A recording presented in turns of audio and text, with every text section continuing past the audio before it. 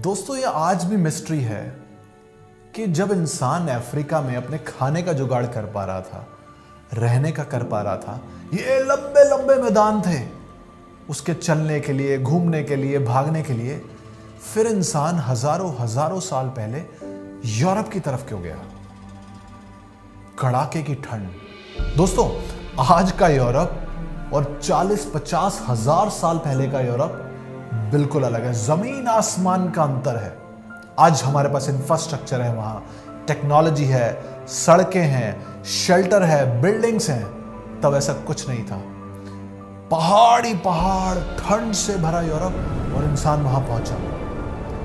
अब वहां पहुंच के चमत्कार हुआ। मैं कहता हूं ना, एनवायरनमेंट एक ऐसी चमत्कारिक शक्ति है जो इंसान को कंप्लीटली ट्रांसफॉर्म कर सकती है। वही हुआ इंसान के साथ वहां।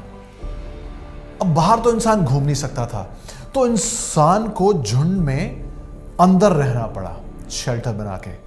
अब इंसानों ने यह दिमाग लगाया, भाई बाहर तो निकलना पड़ेगा, तो बाहर को बेटर कैसे बनाए, क्या करें? देखिए माहौल का जादू। माहौल कैसा था? संघर्ष, जीना है।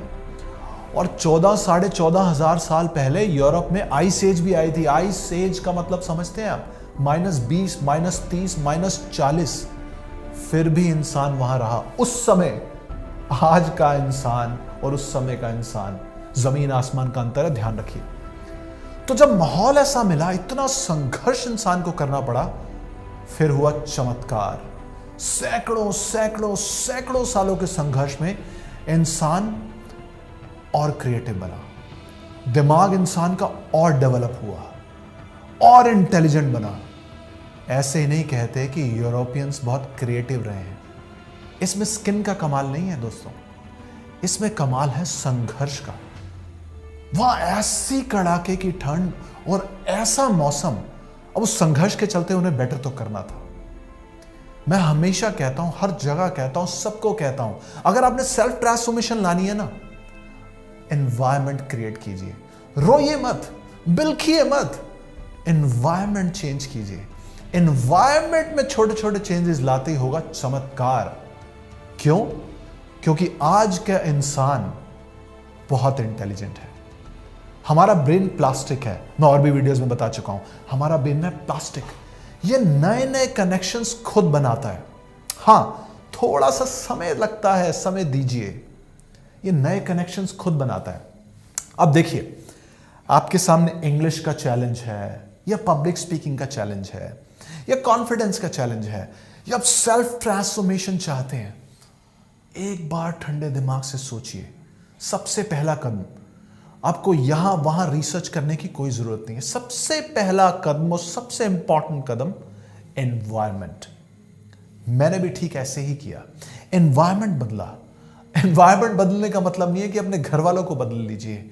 एनवायरनमेंट बदलने का मतलब है जो मौजूदा माहौल है उसमें छोटे छोटे क्या चेंजेस कर सकते हैं, फिर देखिए होगा चमत्कार। जैसे इंग्लिश को लीजिए। मैंने इंग्लिश के लिए सोचा कि मैं हिंदी या पंजाबी मूवी बिल्कुल नहीं देखूंगा, समझ नहीं आएगी इंग्लिश, कोई बात नहीं। बिगिनिंग में बड़ी दिक्कत होती है, बहुत सारे लोग इंग्लिश मूवी देखना शुरू करते हैं, अरे यार ये समझ नहीं आ रही, इनका तो एक्सेंट ही अलग है, छोड़ देते हैं। नहीं, माहौल बनेगा, दिमाग नए कनेक्शंस बनाएगा, थोड़ा समय दीजिए। पहला काम किया। ऐसे ही छोटे छोटे और कदम उठाए, क्योंकि मुझे पता है अगर हम माहौल बदलेंगे, दिमाग इमीडिएटली एडजस्ट नहीं करेगा, बट अल्टीमेटली करेगा। अब पब्लिक स्पीकिंग को लेते हैं। मान लेते हैं कि मेरे में पब्लिक स्पीकिंग का खूब डर है, अभी मैं थरथरा रहा हूं, कांप रहा हूं, और मुझे यह अनाउंस किया जाता है कि मुझे जाना स्टेज पे और वहां स्पीच देनी है सैकड़ों लोगों के सामने। मैं कहूंगा भाई मैं नहीं जाऊंगा, मेरे बस की नहीं है भैया, कुछ और कर लो। अब वहां से आया एक डॉन और मुझे कहता है, ये बंदूक है तेरी कनपट्टी पे, या जाएगी गोली तेरे माथे के अंदर, या तू जाएगा स्टेज पे। अब तू सोच ले क्या करेगा। भाई मैं तो स्टेज पे जाऊंगा, मरना कौन चाहता है। दूसरा कदम, माहौल के साथ साथ अपने ऑप्शंस खत्म कीजिए। मैं भी वही करता आया हूं। वो यूरोप वाली बात याद है जो मैंने बताई थी, इंसान के पास ऑप्शन नहीं था सुधरने का। आवश्यकता आविष्कार की जननी है। हम माहौल क्रिएट करते हैं और सारे ऑप्शंस खत्म कर देते हैं ना, दिमाग डेवलप होता है, चमत्कारिक रूप से डेवलप होता है। आज देखिए क्या क्या नहीं किया, टेक्नोलॉजी, इंफ्रास्ट्रक्चर, ये वो, ये पता नहीं क्या क्या। क्यों? क्योंकि उस समय इंसान ने माहौल बदला और ऑप्शन खत्म हो गए। मैं भी यही करता हूं। अब अपने आप में सेल्फ ट्रांसफॉर्मेशन चाहते हैं ना, माहौल बदलिए।